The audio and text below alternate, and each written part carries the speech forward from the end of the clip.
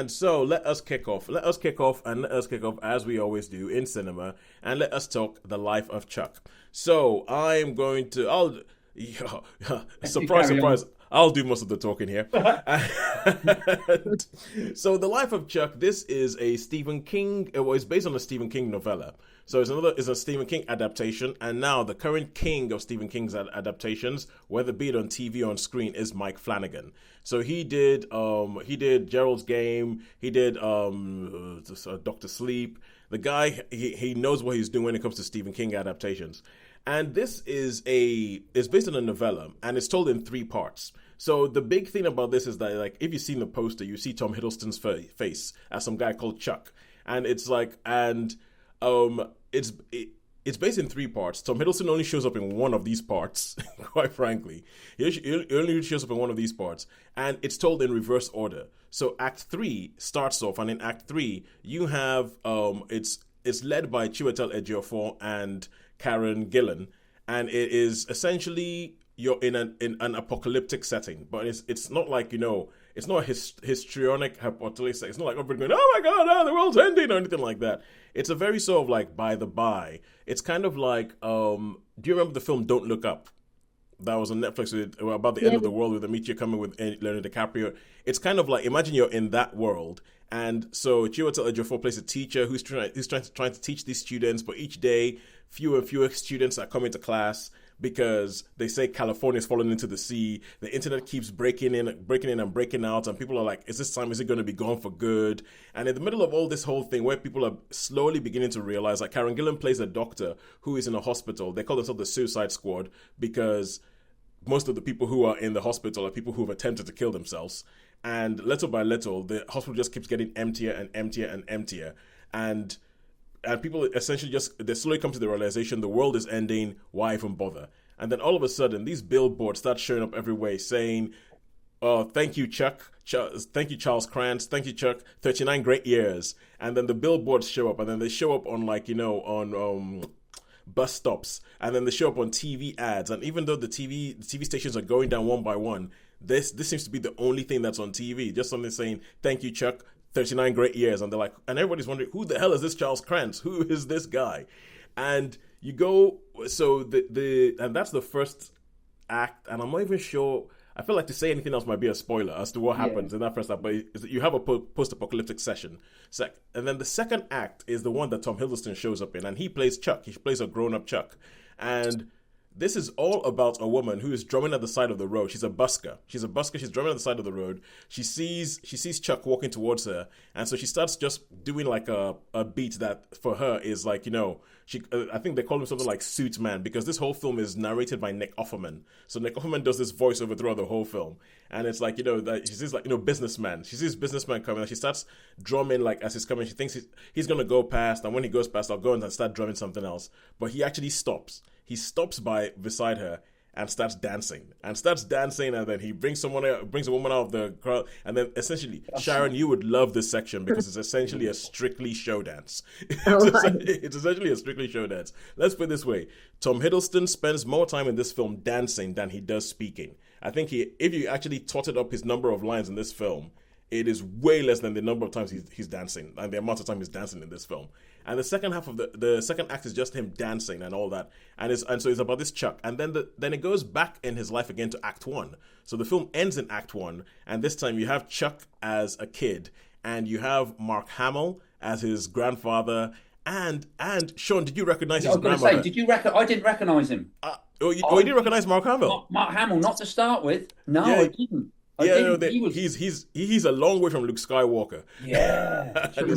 yeah, and he's actually, well, I knew it was Mark Hamill, so I knew he was in the film. Yeah, yeah, But yeah. I but didn't know he was in the film. I mean, I just saw it and I just thought he was some old accountant guy. You know what I mean? And then it wasn't until he's actually the bit with the don't go in there. Yeah, that And bit. Mark Hamill. Yeah, you're like, oh my god, that's Mark Hamill. And yeah, that was the bit that is, especially for a Stephen King movie, that is the one bit in the film that is the most horror-y. The bit where he's walking up the stairs saying, "Don't go in there."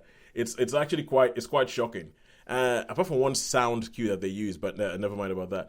And but did you recognize who the grandmother was?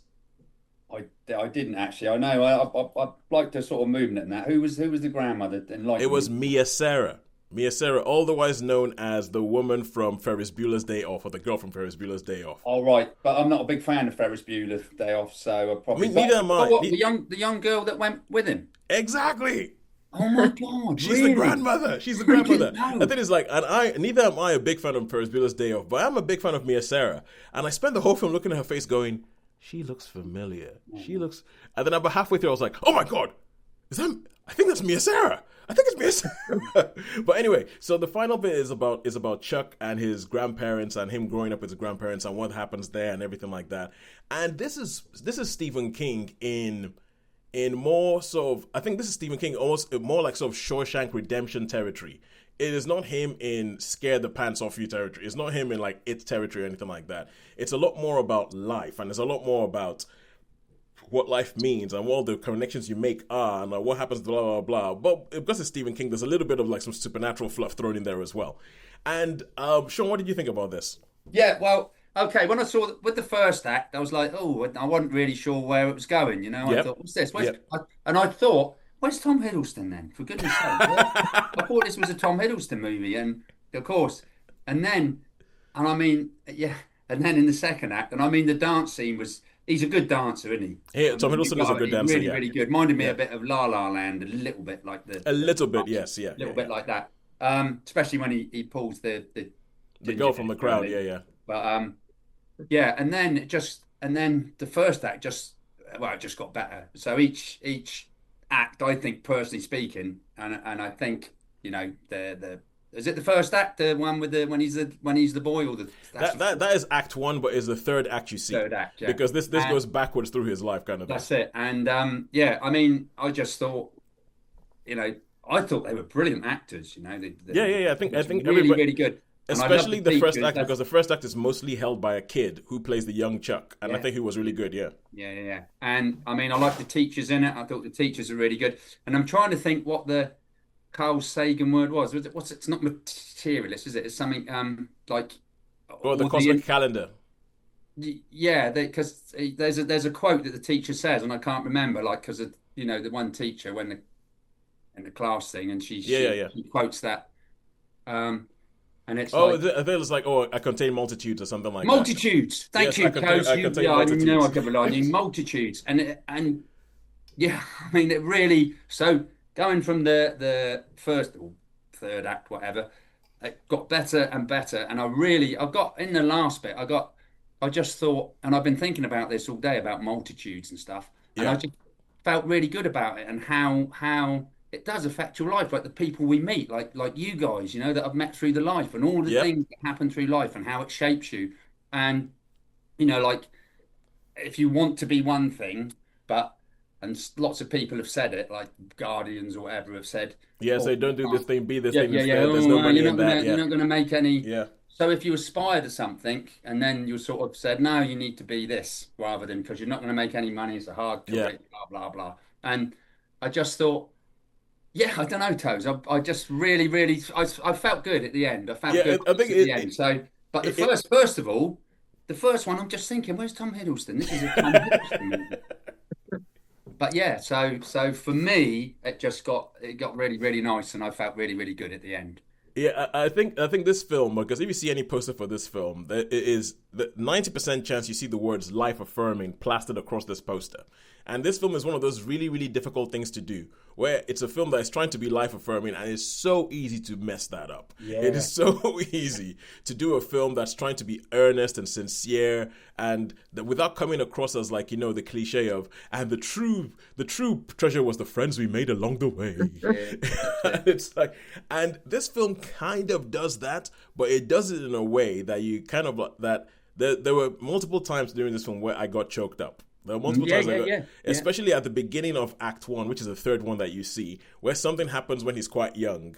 That the way they introduce young Chuck and they say what happens right at the beginning, I was pretty much in tears in the cinema. Like Yeah, when they and then they when you little by little it sort of starts to unravel what the Mark Hamill character is all about and everything yeah, like that, yeah, and yeah. and little by little, and why he won't let him go up to what they call it, the cupola or something like that, essentially Yeah, like an attic. Yeah, the couple of Yeah, that's yeah, it. yeah. I've seen things. I've Like an seen attic. things. Yeah, it's like Yeah, why won't let him go in there yeah. and then it's and and I the big question that Sean was asking us, where's Tom Hiddleston in the first act yeah, of the film?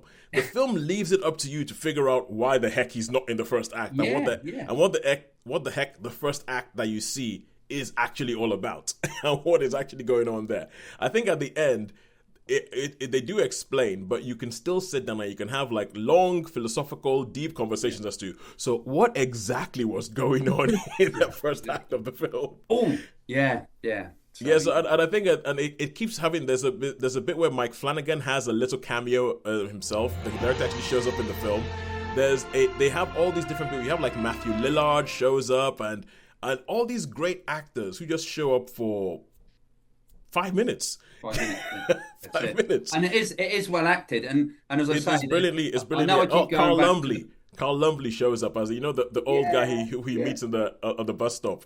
Oh my Yeah. god, yeah. But anyway, so carry on. No, that's fine. That's fine. We've got our time up anyway. But yeah, no, this was a real surprise. So this film got better as it went along, It's a very good film. and the last act was terrific. Yeah, Yeah, I remember watching the first act going, they're gonna have to go somewhere with this. If not, this is just gonna be really annoying. Yeah. And then by the third, you're like, yeah, they did something with it. They did something with it, so it's quite good. Sorry, Holly, you're about to ask a question. So does it have all of the usual Mike Flanagan people in it?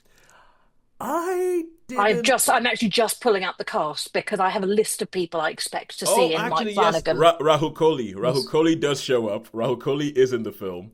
I think that I feel like the girl who Tom Hiddleston dances with. Carl Lumley. He is. Oh, okay, yeah, Carl Lumbly. Carl Lumbly is in the film. He's in Doctor Sleep, where he Oh, as the at the older. start, yes, he plays Dick Halloran in Doctor Sleep. Yeah. Actually, Mark Hamill is in The Fall of the House of Usher. Well, yeah, Um, it wouldn't surprise me. And there's a whole bunch of Harvey people Keitel, I'm sure, is in who. one Okay, of them. and there's a Yes, is red. the answer then. Yes. Yeah, so it would have them in it. But anyway, Sean, how many stars would you Yeah, give it? Rahul Kohli four is stars. 4 stars. Probably would have got 5 if the first act was, but Yeah, so 4 stars. Yeah, I would go with 4 stars. There's some things I feel like it does a really, really good job, but I feel like there are some things that do not quite hold together. quite hold up. Yeah, Yeah, there's some things that I'm like, yeah, I can see you're trying to make a metaphor there. You're trying to link that. But I don't quite think that works. Yeah, But but essentially, enjoying it too much, and you're probably crying too much to, you're probably crying too much to sort of like make too much of an impassioned, logical argument for why that doesn't make sense. All right, cool. So now let's go over there to are yes. there are loads of his usual people in it. When I went through the list, when I went down the cast list, I was like, oh yes, now I feel happy. All I'd right. be sad if I'd be sad if they weren't there. Okay, cool. Okay, so while Sharon is doing this, Holly, can you do me a favor and find out there was Yes. the woman who dances with Tom Hiddleston in the second act. She has red hair. Haven't Yeah. seen her in much. Can you find out who she is and whether she's a Mike Flanagan regular? Yes, I can. All right,